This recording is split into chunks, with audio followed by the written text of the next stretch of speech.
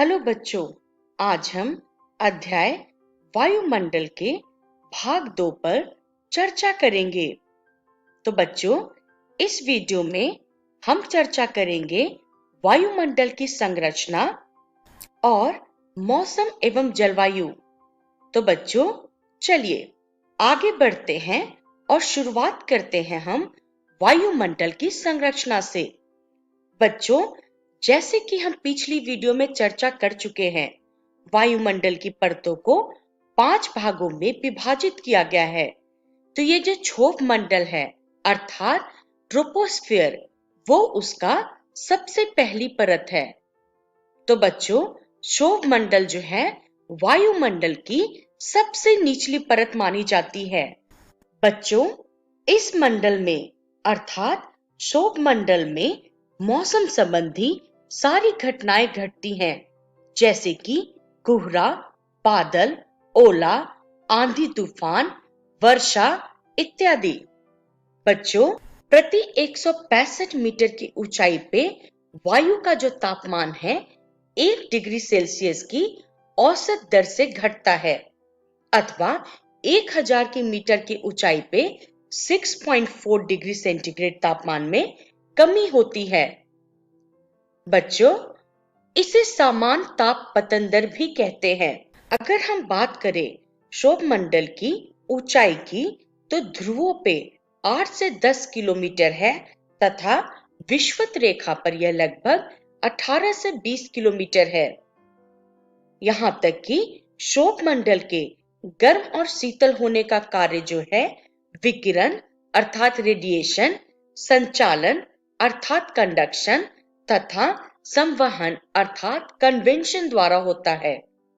तो चलिए आगे बढ़ते हैं और आगे बढ़ते हुए अब हम विकिरण, संचालन तथा संवहन पे चर्चा करते हैं। तो सबसे पहले हम ये देखते हैं कि विकिरण अर्थात रेडिएशन किसे कहते हैं। बच्चों, कोई भी वस्तु निश्चित ताप पे अनेक प्रकार की ऊष्मा तरंगे प्रसारित करता है और इन्हें ही हम रेडिएशन कहते हैं। जैसे कि आप इस चित्र में देख सकते हैं, कोई भी वस्तु, जैसे यहाँ पे आग जल रही है, तो ये जो आग है वो क्या कर रही है, ऊष्मा तरंगे प्रसारित कर रही हैं। तो इन आग से ही रेडिएशन निकल रहा है।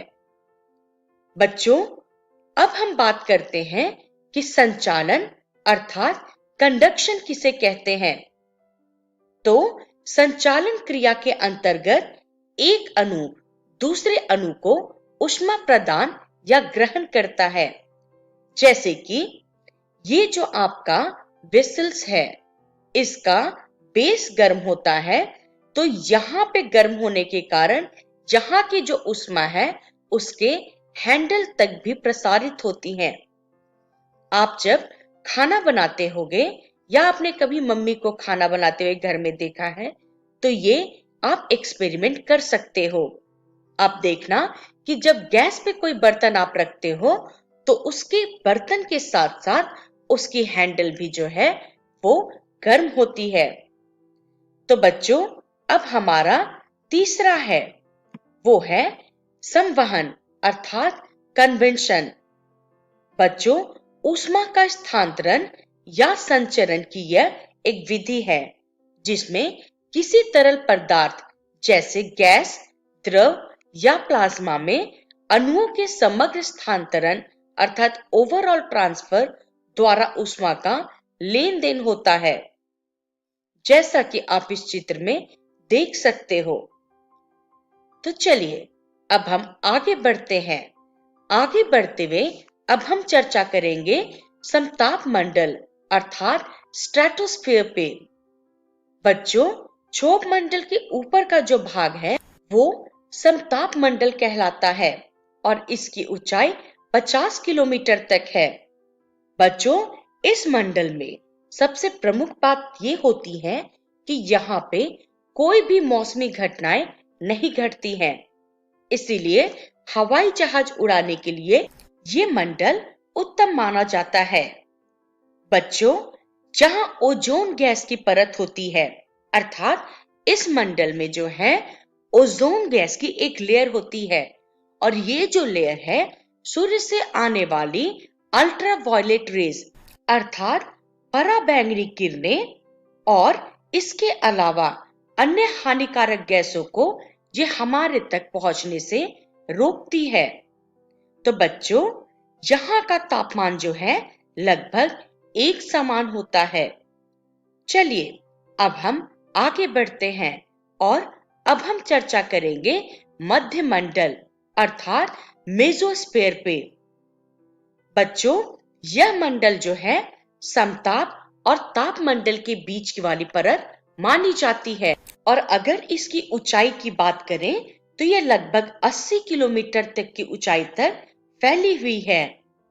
बच्चों, अंतरिक्ष से आने वाली उल्कापिंड इसी परत में जल जाते हैं क्योंकि यह मंडल जो है काफी ठंडा होता है और जैसे जैसे इसके ऊपर चले जाते हैं तापमान और भी गिरता जाता है।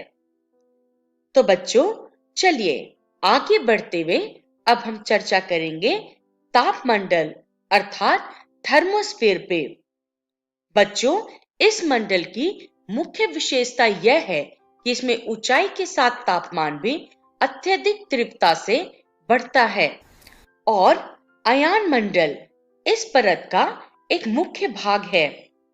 अयान मंडल जो है धरातल से 80 से 640 किलोमीटर की ऊंचाई तक विस्तृत वायुमंडल का भाग होता है और इसी में अर्थात अयान मंडल में विद्युतीय और चुंबकीय घटनाएं घटती रहती हैं। बच्चों, पृथ्वी से जो रेडियो तरंगें प्रसारित होती हैं इस परत द्वारा दोबारा वो परावर्तित करके पृथ्वी तक भेज दी जाती हैं। इसीलिए अयान मंडल का जो उपयोग है वो रेडियो संचारण के लिए किया जाता है। चलिए आगे बढ़ते हैं और अब हम चर्चा करेंगे बहिर्मंडल अर्थात एक्सोस्फीयर पे। बच्चों, ये जो है वायुमंडल की सबसे ऊपरी परत मानी जाती है और ये जो है वायु की एक पतली परत होती है और इनमें हल्की गैस जैसे हीलियम और हाइड्रोजन यहीं से अंतरिक्ष में तैरते हैं। बच्चों, अगर हम बहिर्मंडल की तापमान की बात करें तो ये बहुत अधिक होता है। चलिए अब हम आगे बढ़ते हैं और अब हम चर्चा करेंगे मौसम एवं जलवायु अर्थात वेदर एंड क्लाइमेट पे। तो सबसे पहले ये जानते हैं कि मौसम किसे कहते हैं। बच्चों, वायुमंडल की प्रति घंटे तथा प्रतिदिन की स्थिति को ही हम मौसम कहते हैं और वहीं पे दीर्घकाल में किसी स्थान का औसत मौसम उस स्थान का जलवायु कहलाता है। बच्चों, मौसम के अध्ययन को मेट्रोलॉजी कहते हैं और जलवायु के अध्ययन को क्लाइमेटोलॉजी कहते हैं। प्राकृतिक वातावरण का बुनियादी तत्व जो है वो जलवायु होता है और ये जलवायु जो है स्थल रूप, मृदा के प्रकार तथा वनस्पति को प्रभावित करते हैं।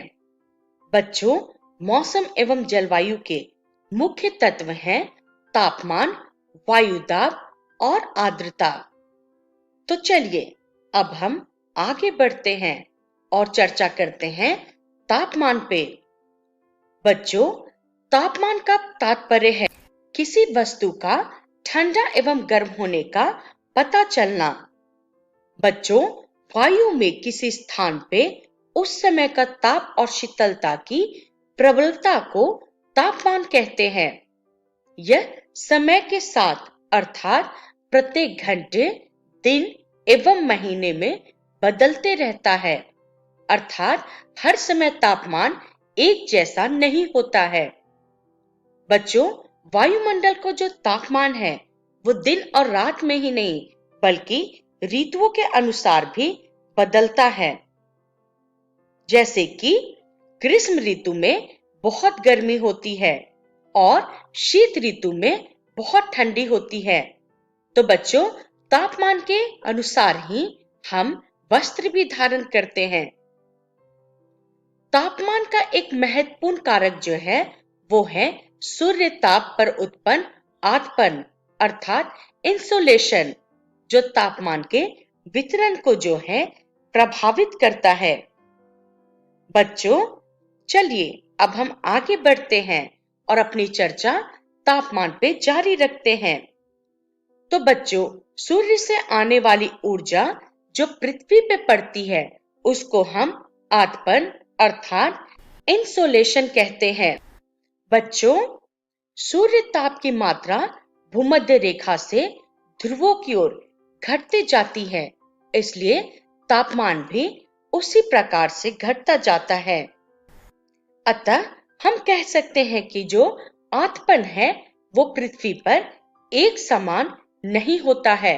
और बच्चों, आतपन के इसी अंतर के कारण जीव जंतुओं का जीवन जो है प्रभावित होता है। बच्चों, जैसे जैसे हम गांव से शहर की ओर जाते हैं तो तापमान में वृद्धि पाते हैं, क्योंकि शहर में कल कारखाने, मोटर गाड़ी आदि जो है तापमान को बढ़ा देते हैं और तापमान को जो मापने का यंत्र होता है उसे हम थर्मोमीटर कहते हैं। तो चलिए आगे बढ़ते हुए अब हम चर्चा करेंगे वायु दाब अर्थात एयर प्रेशर पे। बच्चों, वायु हमारे शरीर पे उच्च दाब के साथ बल लगाती है, परंतु हम इसका अनुभव नहीं कर पाते हैं, क्योंकि वायु का जो दाब है हमारे ऊपर सभी दिशाओं से लगता है और हमारा शरीर विपरीत दिशा में बल लगाता है। बच्चों, पृथ्वी की सतह पे वायु के भार द्वारा लगाया गया बल ही वायु दाब कहलाता है। और जैसा कि हम जानते हैं, समुद्र तल पे वायु दाब सबसे अधिक होता है और जैसे जैसे ऊंचाई बढ़ते जाती है उसके साथ साथ ये घटता जाता है। बच्चों, वायुमंडलीय दाब को वायु दाब मापी अर्थात बैरोमीटर से मापा जाता है। तो चलिए आगे बढ़ते हुए हम अपनी चर्चा वायु दाब पे जारी रखते हैं। बच्चों, वायु दाब का क्षैतिज वितरण उस स्थान पर उपस्थित वायु के ताप के द्वारा प्रभावित होता है, अर्थात अधिक तापमान वाले क्षेत्रों में निम्न वायु दाब का क्षेत्र बनता है, जबकि कम तापमान वाले क्षेत्रों में उच्च वायु दाब का क्षेत्र बनता है। बच्चों, वायु दाब तथा टेम्परेचर अर्थात तापमान, इनमें जो है विपरीत संबंध होता है, अर्थात तापमान के अधिक होने पे वायु दाब कम हो जाती है एवं तापमान के कम होने पे वायु दाब अधिक हो जाती है। चलिए अब हम आगे बढ़ते हैं और वायु दाब पे अपनी चर्चा को जारी रखते हैं। बच्चों, धरातल पे तापमान भिन्नता के कारण 3 निम्न वायु दाब पेटी तथा 4 उच्च वायु दाब पेटी का विकास हुआ है। बच्चों, इस चित्र को ध्यान से देखिए। इस चित्र में वायु को मुड़ती हुई दिखाई गई है। ऐसा इस कारण से है क्योंकि वायु जो है फेरेल का नियम का अनुसरण करती है। तो अब आपके मन में सवाल होगा कि फेरेल का नियम क्या है? तो बच्चों, फेरेल के नियम के अनुसार वायु उत्तरी गोलार्ध में दाएं और दक्षिणी गोलार्ध में बाईं ओर मुड़ जाती है। चलिए आगे बढ़ते हैं और चर्चा करते हैं कि इस वीडियो में हमने क्या सीखा। तो बच्चों, इस वीडियो में हमने वायुमंडल की संरचना पे अपनी चर्चा को जारी रखते हुए वायुमंडल के सभी परतों पे चर्चा की और इसके अलावा हमने मौसम एवं जलवायु के बारे में भी जानकारी हासिल की। इसका रेफरेंस है भूगोल कक्षा 7 की पाठ्य पुस्तक। बच्चों, अगली वीडियो में हम चर्चा करेंगे पवन पे तथा आर्द्रता पे। तब तक के लिए धन्यवाद।